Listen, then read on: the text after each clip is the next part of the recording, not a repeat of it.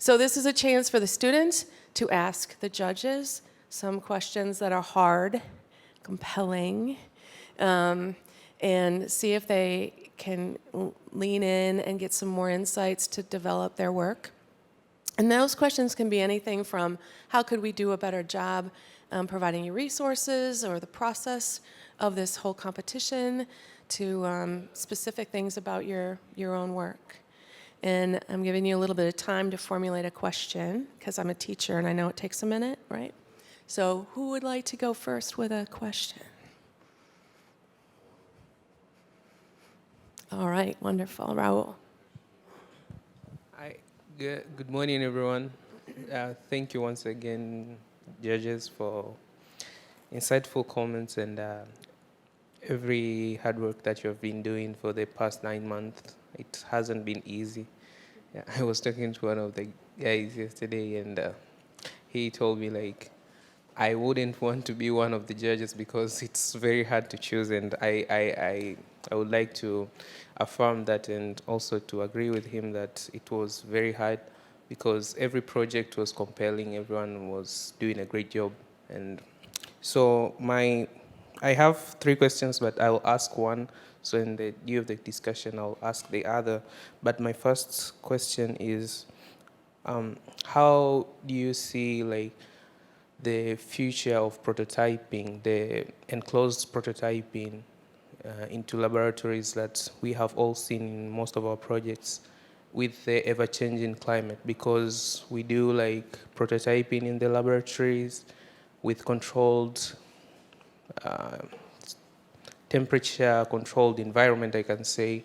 But how do you see like how can we incorporate that diversity of the environmental changes into our prototyping so that we can be able to produce products that they will fit when they come to the market? Because we can have like good products in terms of prototyping in our labs, but when we take it to actual ground, due to the ever-changing like climate and environmental changes, both social, political, and economic changes, it won't work like how we expected. It will work to some extent, but it won't work to that extent that we expected, like the numbers that we showed and everything. So how are we supposed to cope with that? Thank you. Question from a good doctoral student. I love that Go, one. Alicia.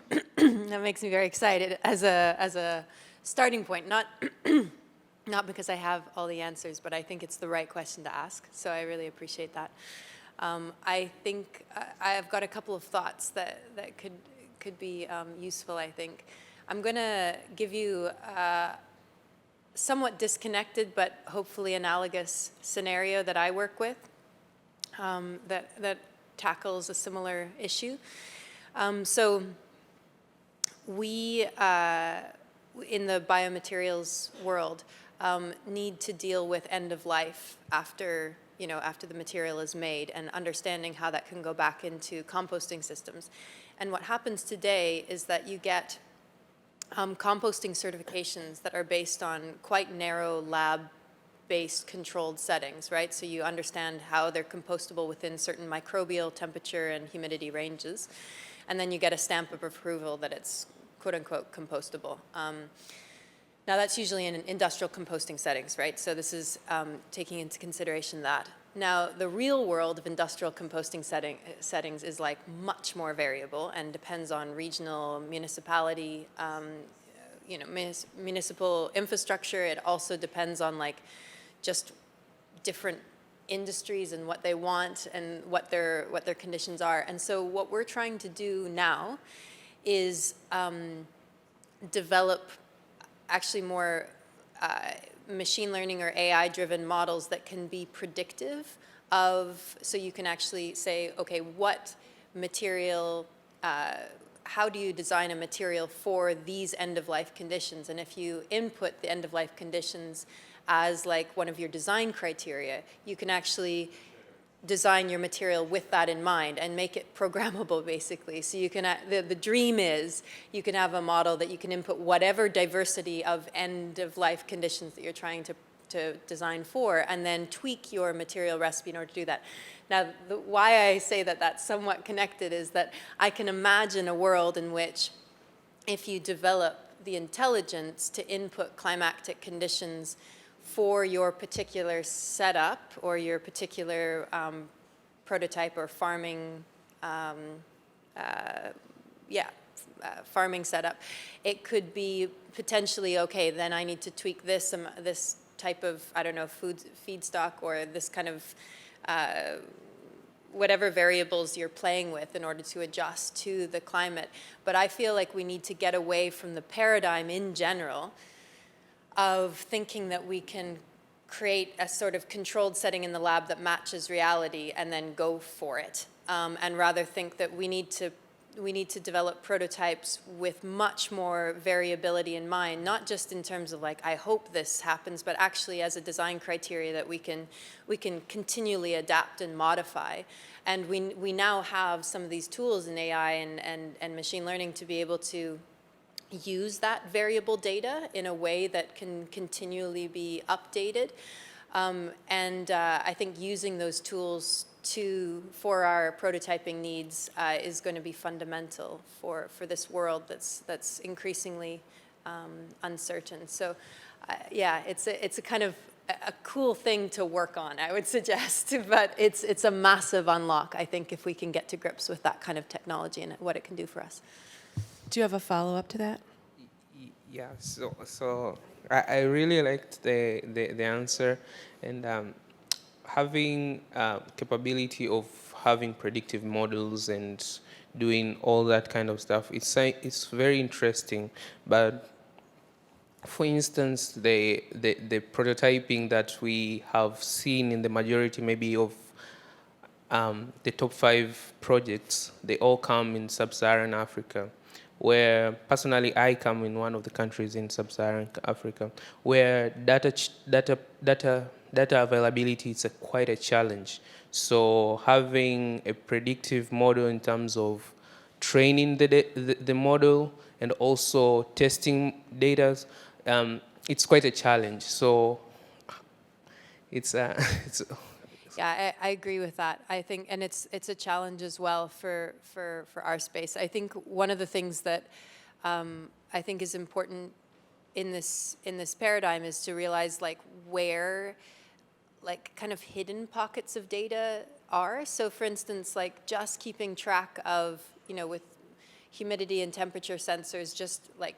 a lot, like that's pretty cheap these days to be able to just keep track of it and just like record it and have it. And maybe one day when you have the capabilities to like integrate with some sort of compute to make use of it, that can be there. But I would say like just keep all your data, even if it seems like, trivial at the time, it can create a bigger map of things. But I don't want to dismiss that issue. It's a huge one, and we also struggle with data in this front. I think one just quick thing is that sometimes focusing on small quantities of really good quality data can get you to a really good place. So there's different kind of ways to approach machine learning and some of these AI modeling techniques, and you don't have to go for like big crazy data from like Twitter and Facebook to make any, you can also like have very, very curated, super quality data for your particular instance and get like massive benefits from it. So it could be useful to have a deep dive at some point if that's possible. That's an excellent question. Yeah, I was just going to add, because you brought up there's multiple vectors, multiple parts of any successful solution, and you mentioned the economic context and the social context. I think that I agree with everything that Alicia said about, especially in terms of the ecological context, because that data is, it's easy. I think it's easier to understand that data. We don't really understand society. There's a lot of theories. Most of them are wrong. We don't really understand the economy. There's tons of theories, and all of them are wrong, right? So how do you prototype those aspects of what you're building? That becomes a real challenge. I think that machine learning may give us some insights into some of those things, but they're not going to really help us. They're not going to zero in on like, oh, this is how society works. Press A and B will happen, right? Like that's not going to happen. So I think that we need to stop thinking about prototypes as this one path that, we add a little more and we collect a little more and we do a little more each successive prototype, and instead think of them as sort of multi-vectored paths. This is the prototype for the service that we're building, but we also have to prototype, the economic context and how will people respond and how will the market respond. And then the hardest of all of it is the social context, which is, and I made this, I think I made this comment on every single project I reviewed. Like the hardest thing here is this: how do you get people to change behavior? Like that is the crux of like everything we're trying to do with sustainability or resilience, et cetera. And it is super hard. And I think that's part of what we should be prototyping. And that's something that we might want to spend more time providing resources for. I'm starting to think and learn about nudge theory. So there might be some ways to give some more resources on that side. Yeah, of BJ it. Fogg's behavior change model Yeah. I've found to be super helpful in the classroom. Yeah. All right. We had 2 more hands up. I'm going in order. Tracer. So thank you very much. I wanted to ask about the future of circular economy, measuring the 3 frontiers, about the people and the planet and profit all economic-wise. For the people and the planet, it's really understandable circular economy is good for our planet and for the people, of course, because it's good for the planet.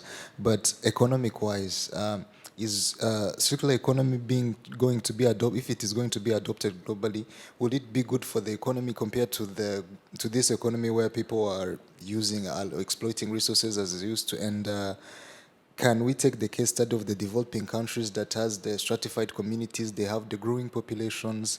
They need to satisfy that growing population with exploiting the resources that they have, and applying these circular economy principles like having the regenerative nature couldn't allow them to satisfy the needs of their growing population. Can this really be applicable for those type of countries with stratified communities? And for the economic-wise, it is going to destroy some jobs, but it is also going to create some new jobs. So can it balance it out compared to this normal way of living that this world is currently in? I want to ask about that, the future of circular economy in general, especially for those developing countries. Colin. I'll give it a go. Great question. It's really interesting the way you worded it, because I think a lot of critics of the circular economy would not agree with the first part of your analysis, which is that you can see that the circular economy is good for the planet and for people, but not for the economy. Most critics would argue that people have been left behind in the way that the circular economy has been framed, and I think there's some justification for that criticism. The way that we have, at the Ellen MacArthur Foundation, have framed the circular economy is very much as a business opportunity, and that has had the effect of getting interest from corporations of all sizes, of governments of all sizes, because they can see an economic opportunity here.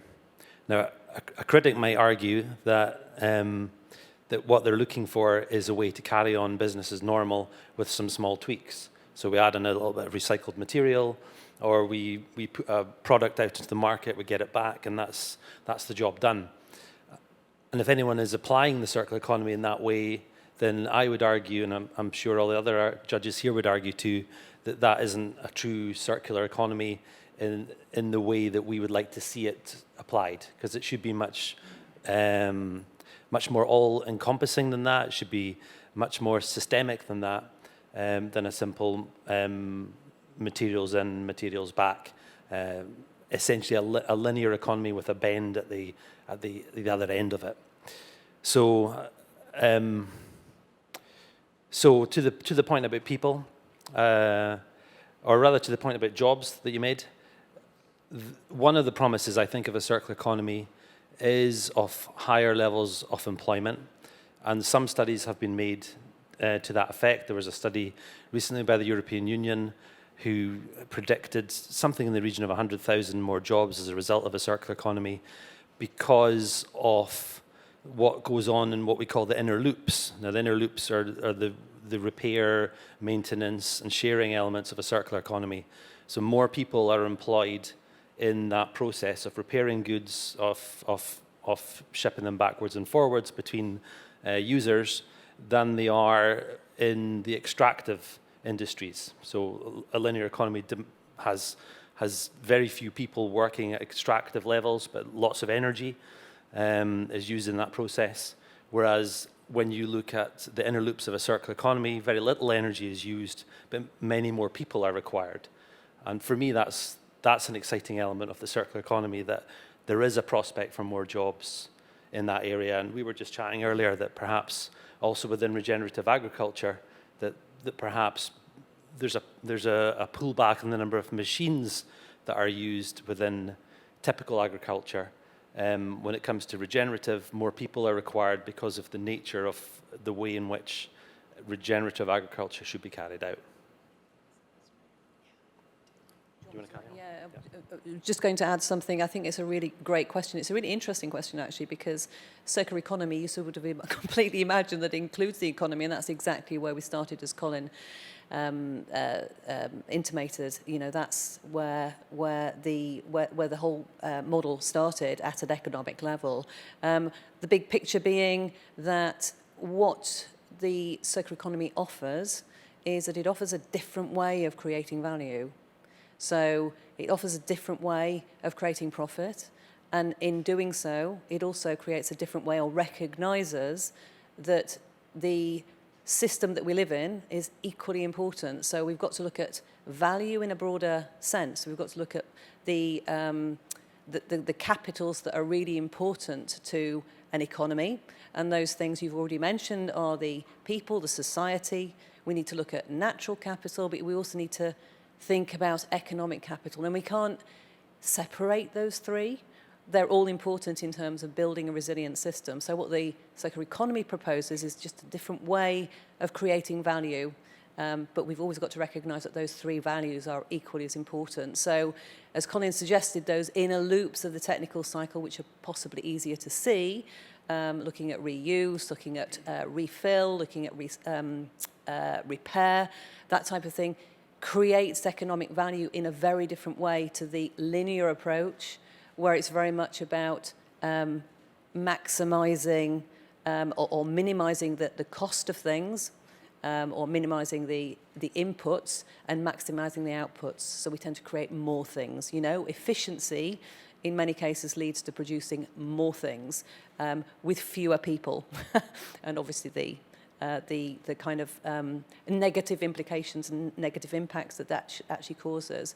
So the point I was just trying to make is it's a different way of creating an economy. It's a different way. It's not, as Colin suggested, tweaking the linear economy, because that just is essentially slowing down the inevitable innovations of a system that's never going to work in the first place. It's a completely different system, and that system is about creating value in a different way, all of those three values.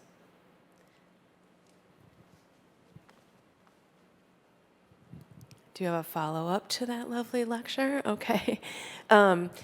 We have Claudia on the screen. Hello, good morning. You have a question? All right. So I really like how the first question leads to the discussion of human behavior, and that's my question as well, in terms of the social context of the solution.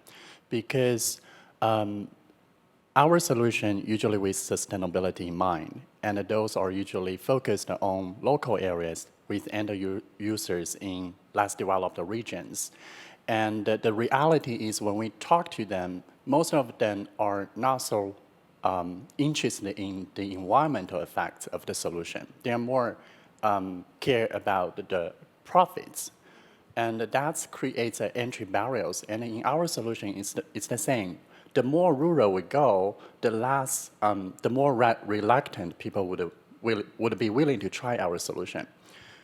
So I'm just wondering, how would you motivate people to change this behavior? Because in our proposal, we also propose to enhance public awareness through educational campaign and things like that. But at the same time, we think it's ideal, but would be hard to motivate them to attend as well at the same time. And I do know that we have like a social context judge here, and so I would really be interested in listening to your opinions. Chell, you want to take that for a minute, or somebody else? Want to give it a go? I think I agree with Nathan. I think changing social behavior is the crux of it all, isn't it? From the way we consume to the way we think to the way we imagine ourselves in the world. It's what it is. There are ways to making it sexy, I guess, but so perhaps you could, make it exclusive, as in only a few people, and then more people will want to join, right? Like this is about a privilege, which is not what we want. But there's always ideas you can try. You can also do a market survey, like field work, and see what would it take for people to try that idea. So I'm a big advocate of mapping and talking to people and hearing what they have to say. And sometimes what they tell you is not that useful, but it helps you kind of adjust your narrative so that they're more willing to do it. And it's still, even if they are mentally willing to do it, they might, out of habit, not end up doing it to begin with. And I think oftentimes, and I think that the foundation does a lot of work with that, policy ends up being key to that change of mindset.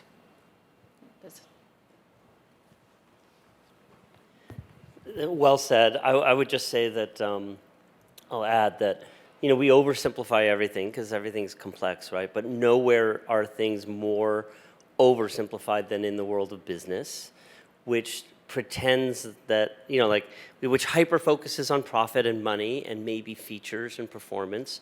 And so if you're in the tech industry especially, everything is a 2x2 graph of price versus performance, price versus features. And there's almost a deliberate ignoring of emotions, values, identity, meaning. And I understand how we got there, but it's like there's no excuse, right? We know better. So my advice to you would be, if you can research with people what truly moves them or what they value, there's 5 kinds of value, right? Those deeper kinds of value, emotions, identity, and meaning, that's where you may find the fulcrums that have the most impact on changing their behavior. Because it's probably not going to be money, and every business person will tell you, like, oh, it's money, money, money, and no one's going to pay more for something, which is absolutely ridiculous if you just look around the room and see things that are not generic and not the cheapest, right? Obviously, people will pay more for money, more for some solutions than others, but only if it moves them on a deeper level than money, and that's what you have to understand people on, because that's where you really change their behavior. Yeah, I want to add quickly to that. Read his work. He's well authored, and I bring it into my classroom all the time. I might edit down to some really good nuggets, but you will enjoy reading his work. Bill.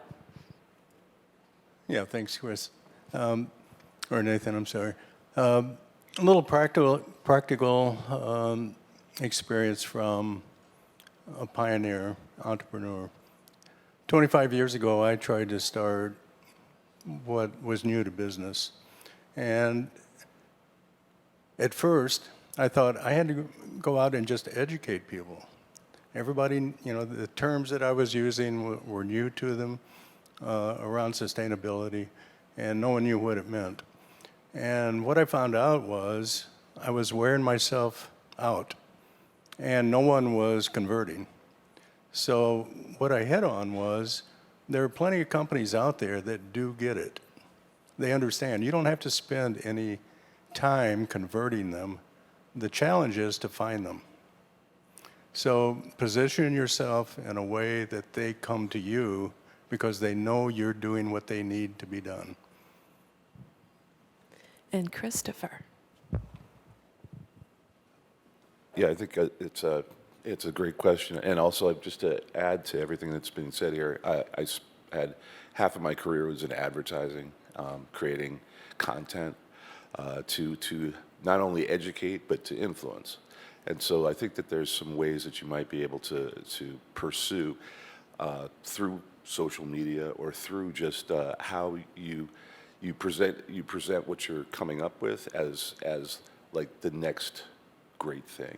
Like you're trying to really convince somebody to make a change, but also show them that this change is going to be something special. You know, this change is something that everybody else is going to eventually do, and so that they're not being left behind. So that's one of the approaches that we always use. So, all right. That was excellent. Thank you. Yep, and here's... Okay.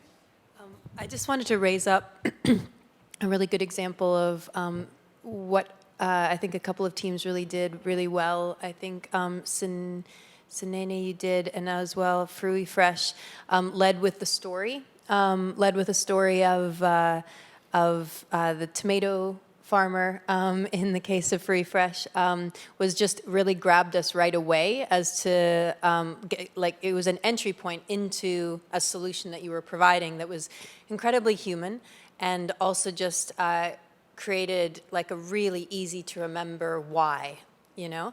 And so I think that's a device that I just saw was really powerful just over the last, 48 hours is really being able to see those stories come to life. And I think when we get into a very technical subject and a very like abstract global problems area, we often, gravitate towards those kind of bigger narratives. But as soon as you make it personal in particular, and then pan up to the bigger, and plus it's not about this tomato farmer, but it's about X number of tons and CO2 emissions and everything like that, then you realize that, aha, this is part of a bigger thing, but you can bring people along with it in such a powerful way. And so I think using those narrative devices, as was on display over the last couple days, is a really good way of doing it.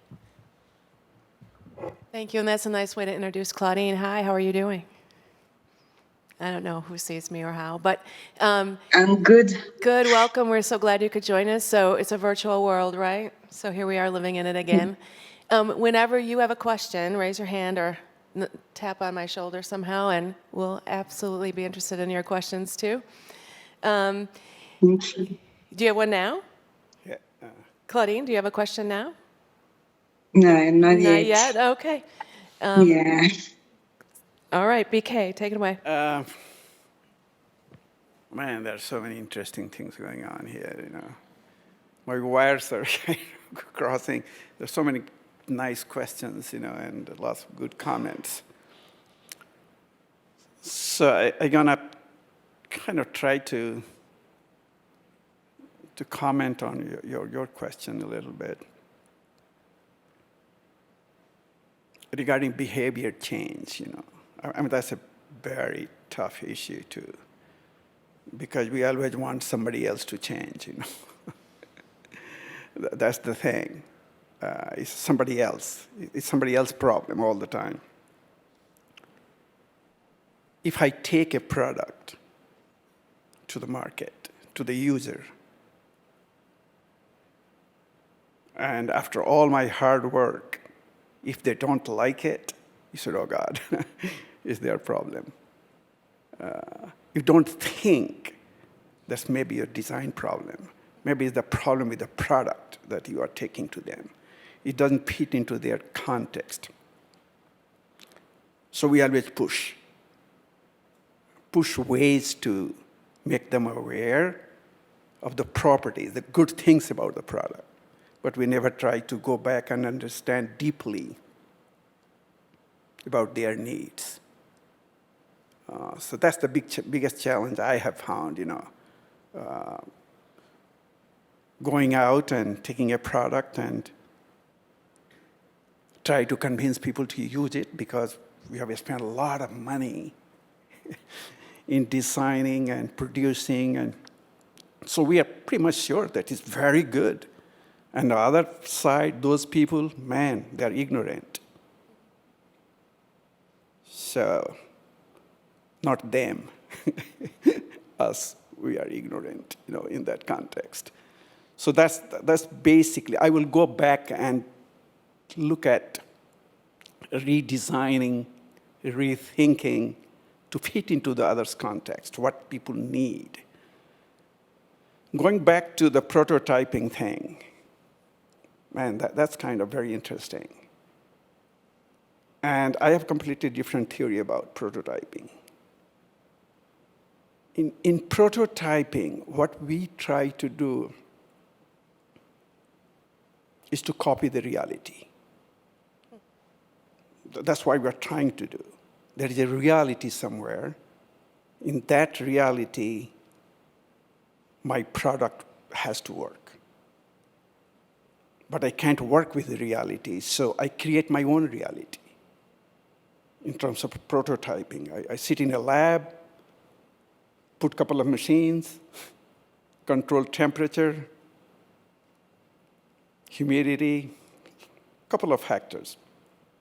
But we control them. So whatever I produce has to work in the controlled conditions, which is only a couple of parameters of the reality. So you can never duplicate reality into the lab. Never. You can have a sophisticated machine, huge data handling capacity, but the reality is dynamic. So it's going to be pretty tough that we can show what to do. Work with the reality. There are big realities, there are small realities, depending on your product, or depending on what we want to do. Let's see the process. If I want to develop a new variety of crop, of course, you have to do the genetics, we have to do a lot of things, but then I start testing them under controlled conditions of the university, experimental plot, statistical analysis. We always control the variability. I always try to control. In many contexts, it doesn't work. Controlling the variability. No, you work with them. We have to work with them in the open field. So what happens? You design a variety, you have worked 10, 15 years in genetics to develop that. You test on the stationary research centers, and then you take it to the farmer's field. Think about that, the linear process, the way it's going, I have designed the best one. I brought everything from I designed it. It works on the research station, 20 tons per hectare, under the best condition, all the fertilizer, all the water, everything you need, insect control, everything controlled. It's the best variety. And then you want to take it to the field. No, most of the time it fails. And the reason is because we have worked in the control context. So think about it, doing it reverse. Just begin with the reality, even if you're a small reality. If you want to work with 5 farmers in sub-Saharan area, just do things right there. And engage the end user in solving the problem. From the first day. From the first day. From the first day. Co-create with them. Then they have buy-in. They're as passionate as you are because they see how it benefits them. That's how we profess to do things. Here's Tom.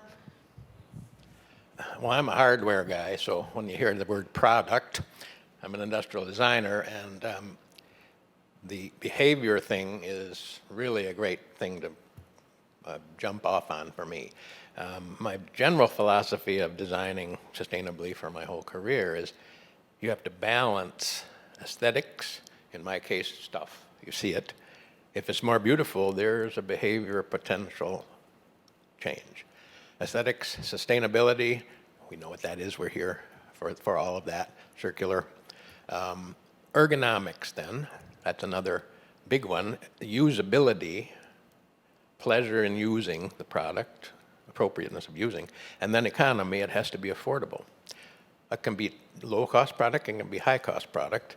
I have designed a chair that was $13 cost, sold for $60. I have designed a commercial kitchen that cost $140,000. I mean, that's appropriate for the markets. It's not just cheap.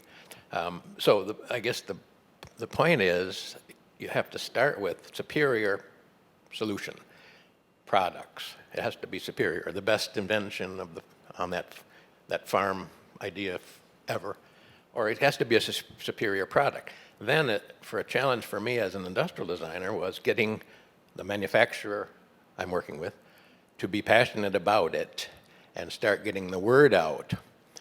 And sustainability had to be what I was doing, so I had to try to promote that they get passionate about it. If they didn't, generally the word doesn't get out. So, but I like there's a West Michigan example that Gail just kind of reminded me. The user has to want to pull it too. And so the office furniture industry here in the last 30 years, they've been pretty darn good, but they started out in the 80s pretty slow. But the architects and designers wanted the stuff. When I designed something in the 80s, it was marketing said, no, they won't pay anymore.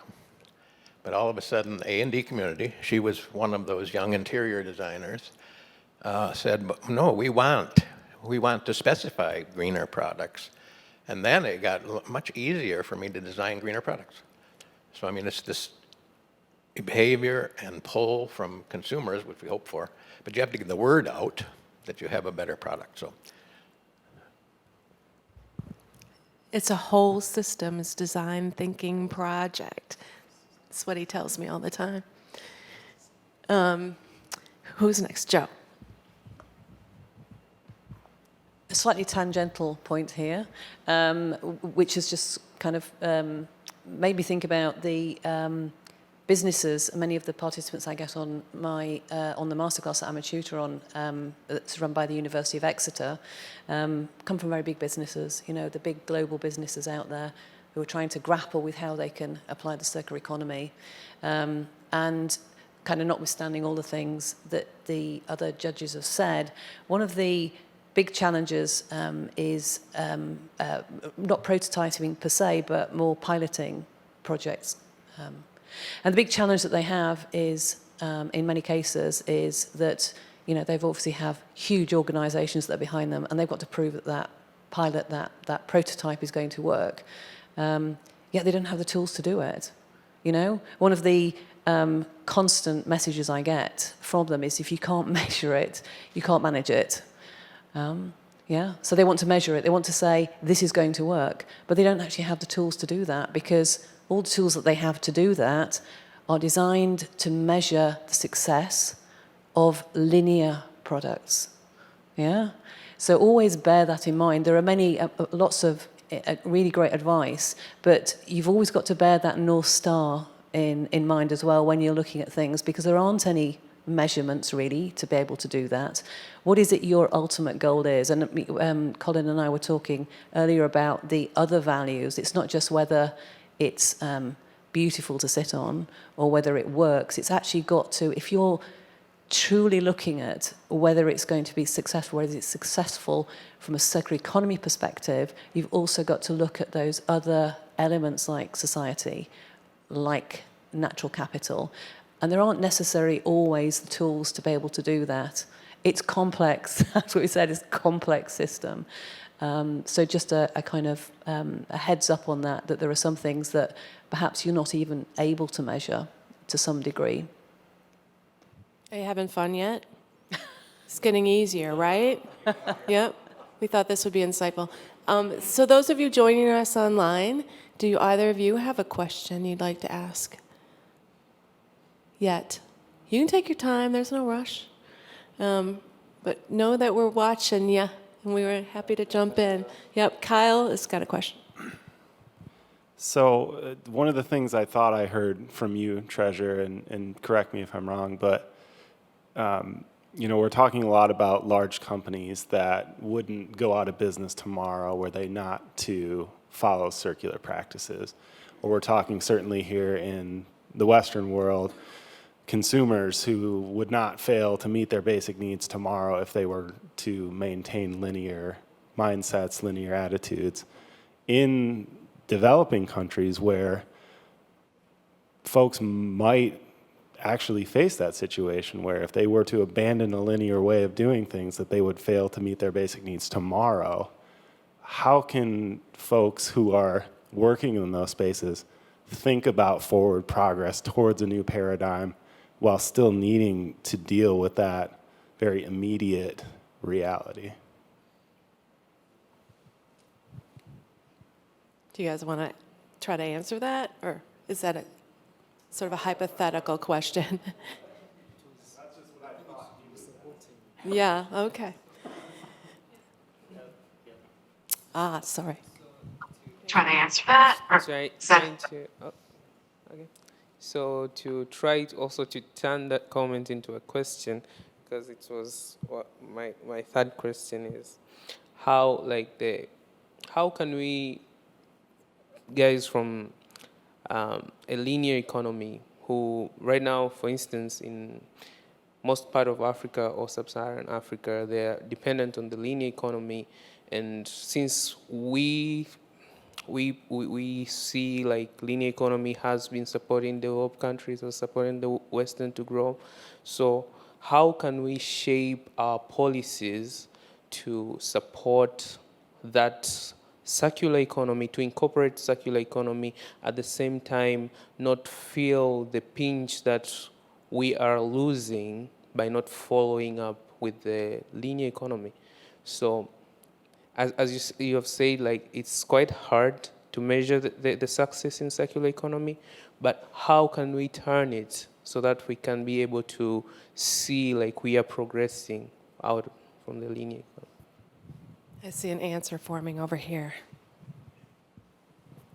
I'll try and answer that just by way of example. So we, in Chile, where I'm based, we have a project that we've been working on for the last few years with seaweed farmers in the south of Chile, so in the kind of lake region just north of in the northern parts of Patagonia. And this region is very, very, it's since basically the 80s. They've been a growing producer of seaweed for external markets. So in today's world, seaweed usually gets dried, baled, and shipped to the US, to China. These are the big kind of commercial demand centers for cosmetics additives, for like salad dressing additives, gelling agents, this kind of thing. And in terms of the market there, these seaweed farmers are not even able to make a decent living or a living at just doing that. They have to also do small hold farming and seasonal shift work and everything just to make a living. And what we've been investigating is looking at how could value be retained and added within that local environment by introducing a new type of demand, in our case for plastics, for development of seaweed-based biodegradable plastics. And what's interesting is that there's a couple of new industries that can be incentivized in that new value chain. So instead of shipping raw seaweed, baling it, and just shipping it off, you are then looking at extraction of the biopolymers, and then you're looking at taking those biopolymers and then casting them into films, and then those films into bags, and then so there's a few new, economic opportunities that come with this idea of adding value with local demand.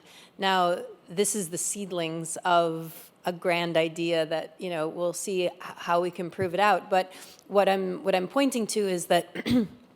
With a different mindset, in this case of creating more regional market demand for a product that already has the supply chain there. Like people are growing and producing seaweed. You just need to turn it into a more value-added product within regional markets, which already has demand. People already want film. People already want bags.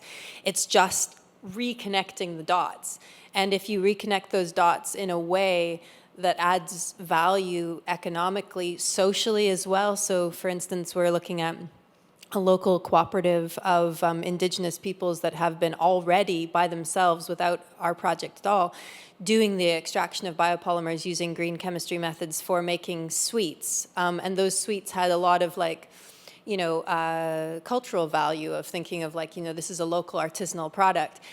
We can start to work with those stakeholders to make packaging actually have meaning and have cultural value instead of just being something you just throw away without even thinking about it. So there's lots of opportunities there, but it's often doing those stakeholder mappings, understanding what their incentive is, and sometimes it's really subtle and difficult. So we've uncovered that a lot of these seaweed farmers are beholden to large companies because they give them the seedlings every year in order to plant. Now that's a really interesting barrier to just switching easily. So sometimes it's not obvious how you switch it, but just doing those mappings and understanding how you can develop new value chains can hold massive promise. So the circular thing doesn't always have to be at the detriment of a linear way of thinking or a linear economy that today's world is. It can also be the linear economy isn't working for a lot of people. So yeah.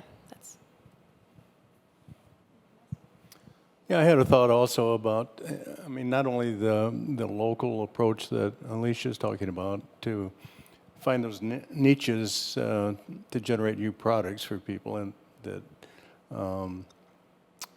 complement the circular economy, but also there's some larger initiatives that are going on. I'm so enthusiastic about what Rwanda and some of the other countries in Africa have done related to plastic bags. Since 2008, there's been a ban on them. And what I see here at the Wege Prize is an enormous amount of innovation coming from teams within Rwanda trying to solve the problem of how do we replace petroleum plastic bags. So state policy, municipal policy that targets the worst part of the linear economy and makes it more profitable for the circular economy to take off is a good way to go. And my hat's off to those countries in Rwanda that are the pioneers in that plastic bag initiative. This is a great conversation. I really appreciate all of it. I'm learning more every day. All right. Yeah, let's see. I have another question because as Tom was talking about 5 features, and the last one is affordability, and that's a big challenge in our products, which we have a very high cost. For example, the portable equipment costs like $55,000, and that means it's really hard to actually reach the small-scale farms that we are trying to reach. That's why we were thinking of not using our equipment, but using plastic barrels. That will reduce the cost because the main core thing is the enzyme, the microbiome agent, right?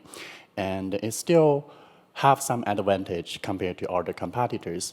But at the same time, we were thinking maybe we keep our prototype, keep our products, then we change in our business model and trying to make them like the business model we have right now is joint venture and then pooling resources. So it still reach some small-scale farms, but they are not the one benefit the most because they contribute less investment. So they will, of course, gain less profits. So I'm just wondering, if you face this kind of dilemma, would you go back to change your prototype, to change your products, or would you change in your business model, or it's like a combination of both?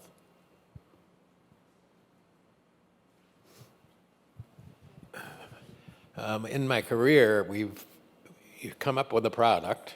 You've got various very high-tech products. I hated it when it happened, but focus groups.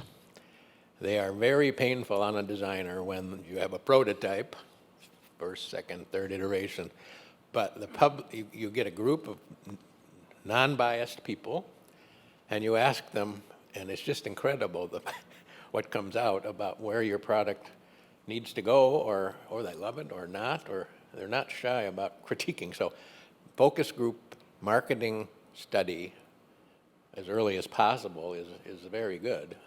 I changed the design of one of my chairs. It was a previous sensitization of people on seating that too much plastic was showing, and they liked metal better, for example. So I mean, its behavior is established, and then to change it is difficult. So you have to come and go with it, both directions. Rapid prototyping early and often, right? Sooner you get inputs from, fail fast and fail forward.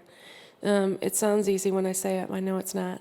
But as often as you can get some insights from the end user, sooner better, right? Anyone want to make that a better statement? I just wanted to identify with the questions you're asking, because right now at Materium we're asking similar questions about product market fit and trying to develop like different prototypes and respond to market needs, but also I think one of the biggest challenges I think is an interesting one. I'd be curious to hear other people's perspectives on this. Is that there was a really good framework that that we came across recently, which is looking at different types of product market fit that can be helpful. So the first is kind of like the hair on fire, which is what you're looking for any huge like hit in the market, right? So there's an untapped need, someone figures it out and creates a product for it, and it goes huge. Another is like, they don't really know that they need it, but as soon as you have a product for it, then the need is kind of materialized or made more explicated, and so that's one. And then the third is more like a kind of more blue sky idea of like, we believe that this will be a need in the near or midterm future, and we're going to develop the product for that coming down the line. And I think why I think that matrix is interesting is that I struggle a little bit with always just defaulting 100% to exactly the needs that are identified by people right now, because often when you think about systems change and sustainability is that we need to think beyond the current system constraints, and that requires some belief in your own blue sky thinking. And I think as like innovators and entrepreneurs, one should still feel licensed to imagine and still feel licensed to like believe in an alternative future that maybe only a few of you can see. And I think so I think balancing that with then not just creating pie in the skies that nobody cares about is the whole beauty and difficulty of this. So I just wanted to bring that to light, that I think there's tools that can help structure those thinking and say like, okay, maybe we start with one product that will help like the self-sustainability train role so that you can then create something that people need, maybe a few years down the road. I don't know, but I feel like that navigation is really at the crux of balancing, creating a truly innovative product with something that is gonna pay the bills as well. And thank you for reinforcing the truly innovative part of the whole idea here. Transformative change is what we dream about, right? Incremental is okay, but we got a lot of problems to fix fast. We need to make some big moves, right? Be brave. And so we're really grateful that you are. So don't stop. Is anyone else? Nathan?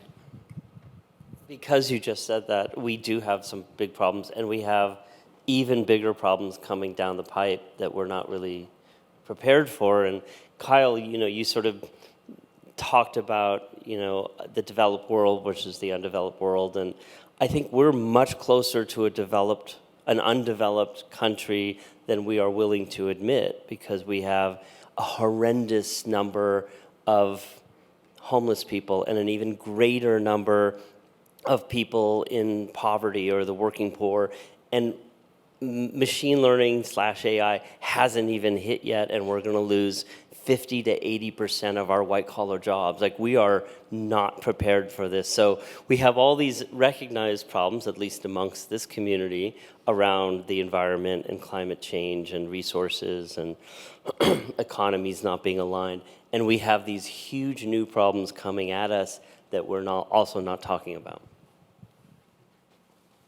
Or they're opportunities. I often remind my students, we're not always designing for a specific problem. It could be an opportunity. It's not all dire, I don't think. Any more dialogue that you guys want to share? Oh, somebody on this. Hi, how are you guys doing? You have a question in our land of virtualness? Hello. Hello. Yeah. Good morning. Good morning. Yeah. Thank you.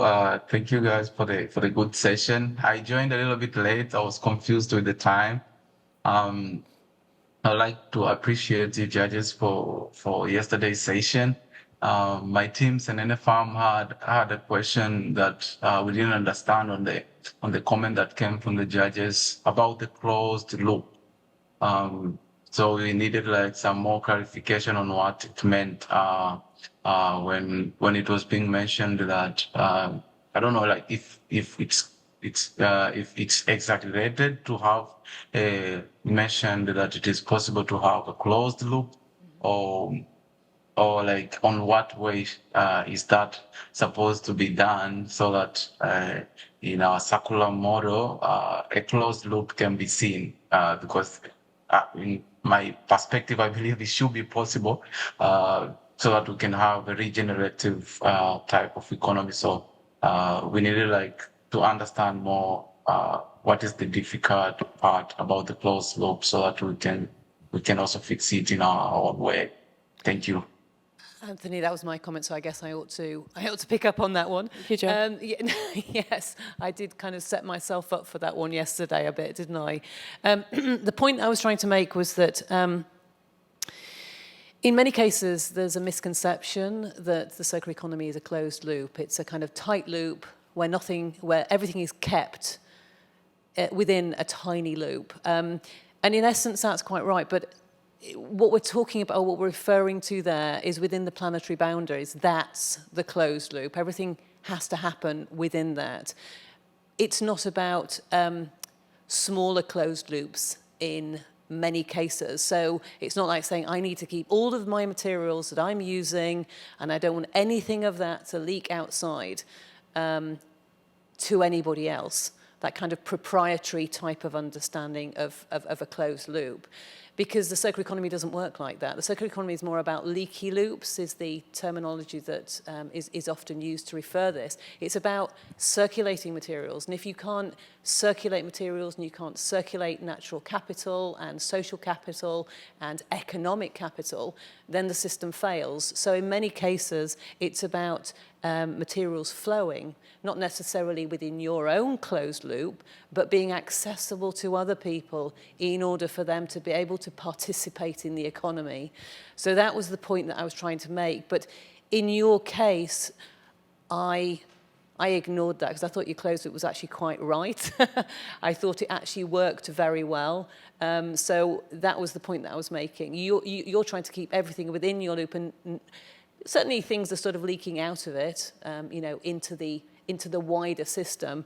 But your business model is built around keeping things tightly within your closed loop.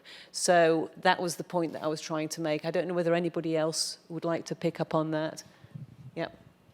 Yeah, I think the way I think about it, which I think touches on what Joe's saying there, is especially within the biocycle side of things, where we understand the way that nutrients need to flow in concert with natural systems.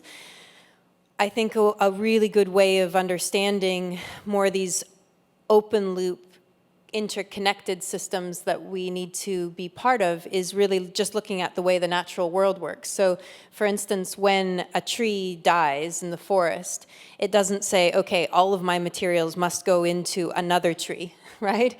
It just releases those nutrients into the forest soil, and then that feeds an unending diversity of different organisms who pick up those nutrients and use those in novel ways within their own life cycle. So it feeds the whole ecosystem rather than a tight loop within one species, for instance, right?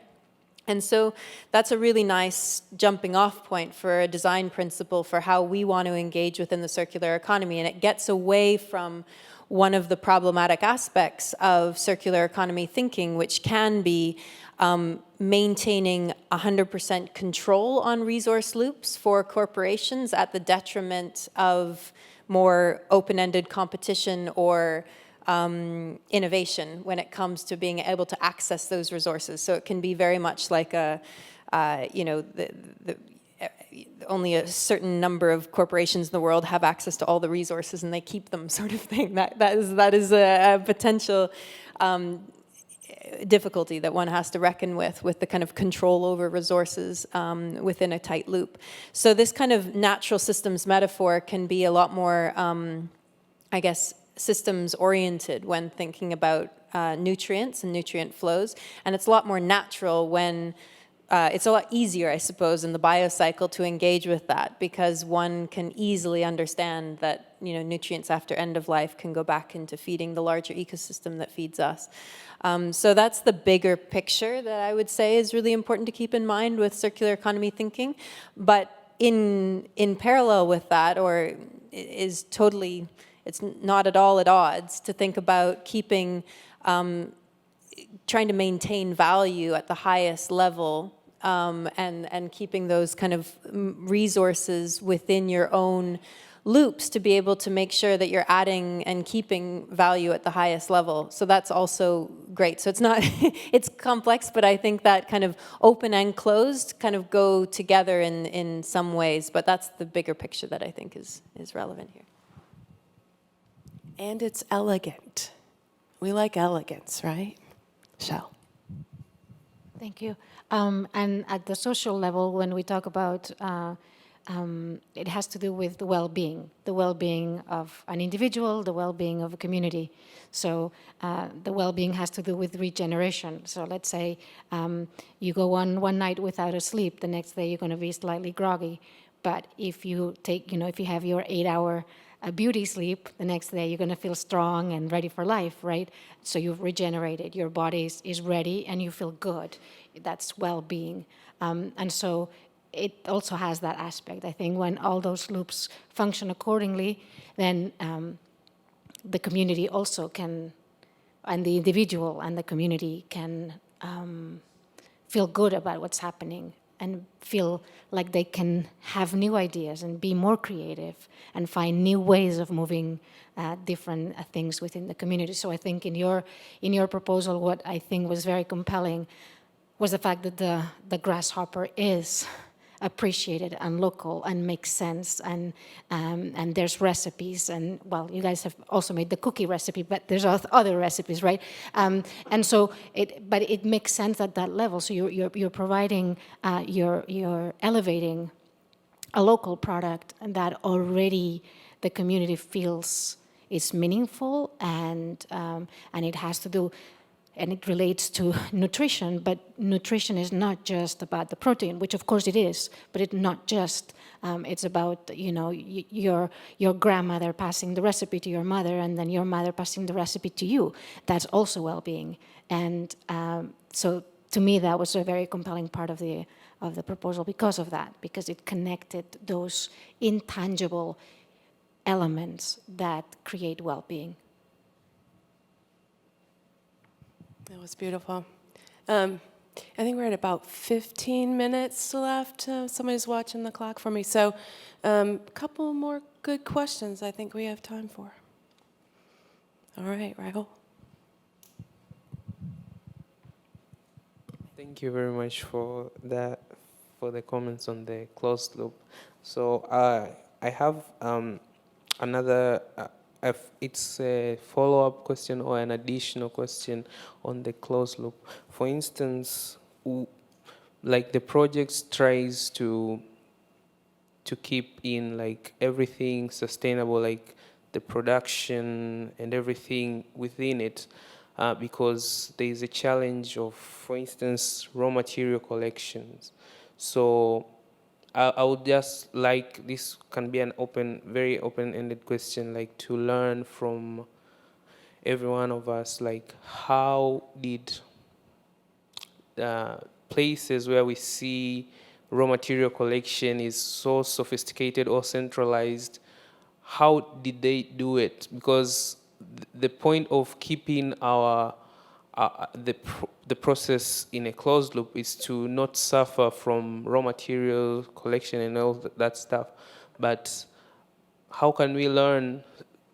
How can we learn from all of us, like how to keep the centralization of raw materials that we need for our projects in general? So how can we learn from the systems that are available in different places where they're developed in terms of raw material collection and availability?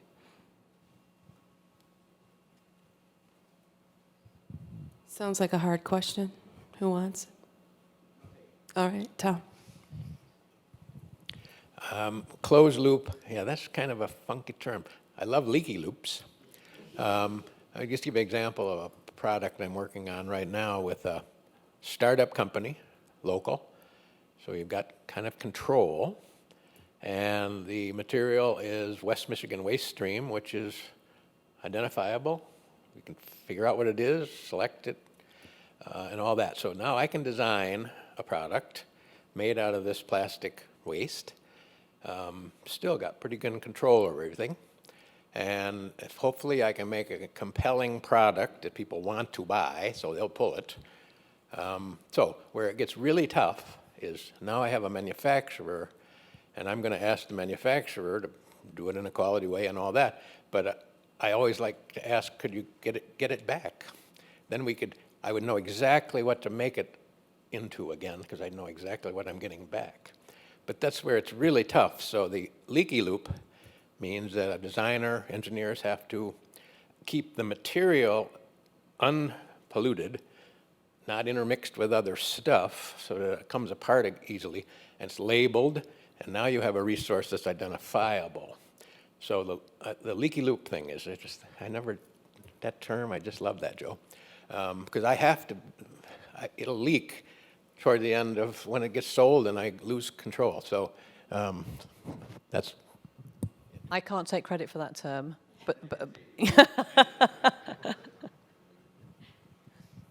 I just wanted to add to that. I think that's the concept that I think is really helpful in what you're saying there is the really ensuring that we have the systems in place to identify and track the materials. That's a huge element of this, is that at least businesses spend a lot of time understanding the input supply chain in terms of all the materials that are coming in, but as soon as it leaves the factory gate, it disappears in terms of like traceability and understanding the material composition.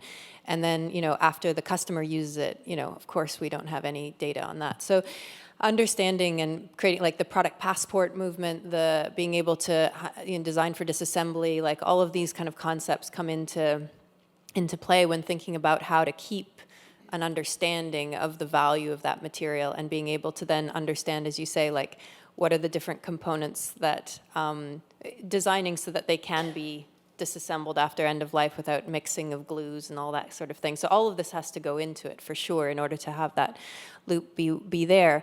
But then the kind of designing as well for the entropy in our economic systems, just like in nature, is also needing to be there. So like at the end of many potential loops, one has to design for the fact that during those systems, there'll be leakage into various environments. And in terms of how the natural world works, when leakage happens and that entropy, that's a normal part of the way the world works, there's not a system design, or there's not a pollution problem that then comes into it. So one has to, yes, design for continually creating value through those materials cycling, but also design for the fact that leakage is a normal part of the way the world works, and so leakage shouldn't come with leakage shouldn't equal pollution. It should equal like nutrient flux, or that's managed and understood at certain levels.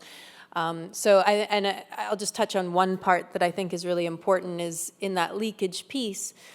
What we work a lot with is biomaterials that are like good by design, so that they are nutrients when they enter the environment after end of life. But we've done studies with the University of Exeter recently looking at how biomaterials made from like seaweed and chitosan and what happens when they degrade in marine environments. And if you look at it, it's food up to a certain level, but then it overwhelms an ecosystem. So if you imagine like just dumping, another example is like dumping a bunch of milk into a river, is a small amount won't matter, but like it's a bio-based thing, so it doesn't, but you can't just overwhelm any given system with a whole bunch of nutrients even. So just because it's designed to be okay for leakage, still has an asterisk of at what volume, right? And one needs to understand and consider that when even thinking about a fully bio-based, biodegradable product.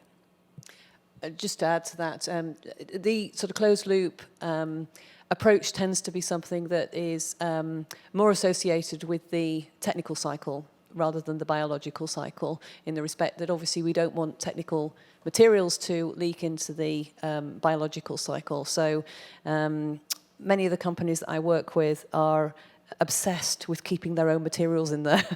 But as we've talked about these leaky loops, I'm going to mention that again, just so that I can say it, you like it, as a term, is that leaky loops also exist within the technical cycle. So as a designer, though, you need to have that responsibility in the upstream design to ensure that whoever receives or has access to that material after it's left your loop, that it is going to be usable for them. So that's what yeah, sorry, I thought you wanted the microphone then. So it makes me think of Bill Madonna, the co-founder of the Cradle Cradle design philosophy. And one of the things that he often challenges his students to is the what next challenge. So he's saying, if you can't know what next for your product or the materials within it, then it's badly designed. And he's not just talking about what next once, he's talking about it ad infinitum. So you as a designer have got to appreciate that, how it's going to go into the system and how other people might use it. And I always think that's kind of like a really nice story to keep in mind in terms of, the design process. Sorry, Nathan. Yeah, I was just going to add to what you said, Joe, is that there's two other cycles as well. And the idea of leaky loops applies just as well there to the social ecosystem, the social cycle, as well as the financial cycle or the financial ecosystem. Not all money is going to live locally and never leak out, but when too much money leaves, it becomes extractive. And not every idea is going to be accepted and grow and healthy in every social ecosystem. But when it gets out of balance, that's when these big problems occur. I also want to just add a brief comment on the biocycle side of things, is that I think it's been a bit of a default, there's been a lack of real development in some ways of some subtlety on the biocycle. It's very easy to say, oh, it just returns to nature as like an obvious kind of thing. But actually, there's a lot of value that can be gained from cycling bio-based nutrients at different levels of scale and value and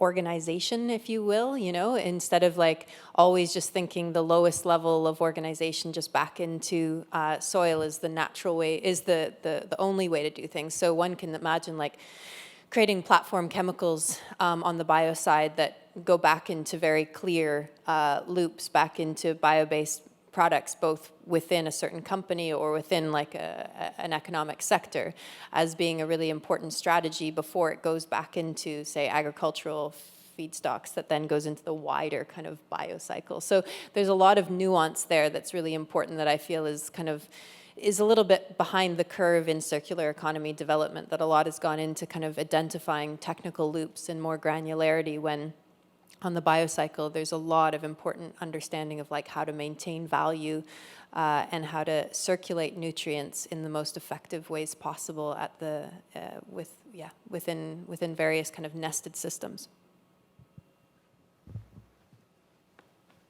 I think we got room for another question.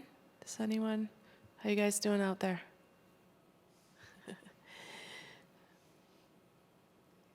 Feeling like you've got a good handle? No, not yet. More confused than before. Well, I think just a comment on that front is really important, is that I think I've said this in multiple years, is that like the circular economy is a dynamic, living framework, and that everyone has a part to play in evolving it and identifying weaknesses and pursuing, testing out its perceived strengths. And so it's really more of a creative enterprise than just figuring out like how to do it, so to speak. So I would really invite everyone to the table to like figure out where it can be pushed and where it can be validated and how it can be further evolved in order to figure out what works.